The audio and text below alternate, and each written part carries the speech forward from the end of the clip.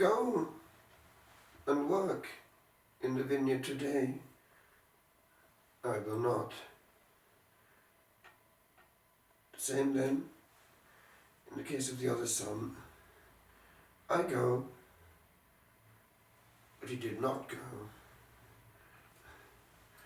The Lord has a warning in the Sermon on the Mount about this behavior when he says, not everyone who says to me, Lord, Lord, will enter the kingdom of heaven, but the one who does the will of my Father in heaven. Way back in student days, I was talking to an Anglican student who liked to go to the college chapel on the hill for the Anglican Eucharist in the morning on a Thursday because it was quiet. But he did not go to the Anglican Communion on a Sunday because it was too noisy. At least there was a plus in the first case. But was there spirituality of God's making? Who is in charge of our spirituality? In concrete terms, it can be detected. Good examples in our day would be disobedience to the will of the Lord expressed by the Church in the Missal and in the rubrics. Behavior which even in the worship of the Lord is in disobedience to the Lord. But there are others too. One is picked up in the first reading from Zephaniah. It's one issue which for many is never handled. At that time, I will change the speech of the peoples to a pure speech. In Welsh, it's come through as gwefus pur, a pure lip. Often the Hebrew is concrete. And it means just what it says, that there are no words being emitted by the vocal cords and launched into the air which are unclean, contaminated. St. Augustine, in his rule, has one passage which is quite insistent on this point, that the source of injury must be the source of healing, the fountainhead, the true meaning of source, for words flow from that same source. And if there's been pain caused by what flowed, one goes back to that same source, and the word that is wounded must be the same that heals. So too, with regard to what pertains to God, if the vocal cords, those same vocal cords that have been earlier on chanting the praises of God, are used, propelled by the same muscles and by the same brain, if they're used to in any way use God and bring him down as a punctuation mark to make a point, or even worse, to offend him by using him in an unpleasant way, blasphemy, light or heavy, then we too are in that mode of praying but not doing the will. We're saying one thing and not doing it. And it's more common than we think. I remember how, talking years ago to a friend of mine who was actually the head of the Welsh Christian Union, in college, therefore evangelical. I remember one time he came, knocked at the door of my room in college,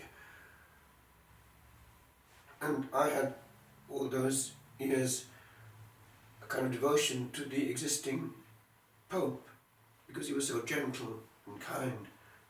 I now Saint Paul VI. I'd actually seen him when the university had sent me to Roman Greece for the summer to study ancient Roman Greece, and I remember how seeing him, the gentleness of his face had hit me. A man of God.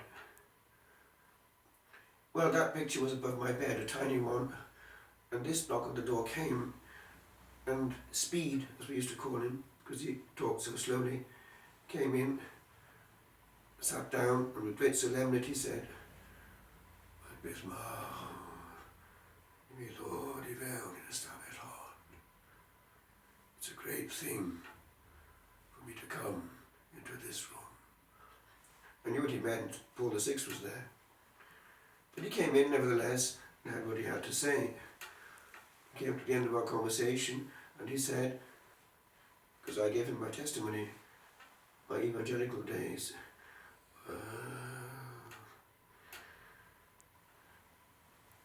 Ruin credi devoti in Christian. I believe that you are a Christian. On ruin reveri devoti in Babel. But I am amazed that you are a papist. So we agreed to differ. And in that same conversation he said many things about the Catholic Church which did not amuse him. And one which he said was this: the Aegeriae demorasiso, their words are not grace-filled. And he was referring to the habits that he'd seen in some Catholics on the university campus of using bad language, which was anathema to them, the evangelicals.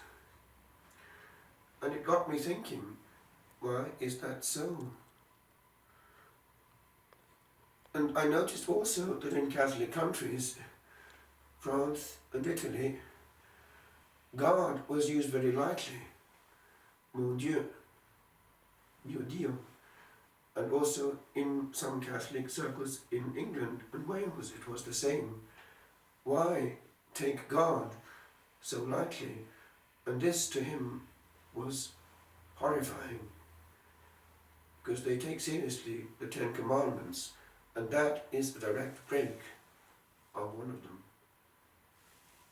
So they take seriously the scriptures and are amazed that some of us do not do the same, causing scandal to our brethren, pushing them further away from what perhaps for them would be the fullness of truth, if they really wanted to have it and know it. Having said that, I also did receive good echoes from non-Catholics at times. People who had noticed that the only church which had people praying in it on a daily basis, always left open, lighting candles and coming in and out, was the little Catholic church in the middle of town. And it just caused them to ask questions. Why does that not happen with us? Our buildings are empty and cold. And also one student, I remember coming into the girls' hostel one time to see someone, probably from our class, and one of the students there said, I sometimes wish I could have a life similar to yours, because CathSoc, Catholic Society, was very lively, and there was a feeling of fellowship amongst us. We would go places like Cordy Island on retreat, very bonding. A life which we shared, and things would happen at hours when they didn't for them. Early Mass and that kind of thing, celebrations in hall. But there was a potential which was not exploited.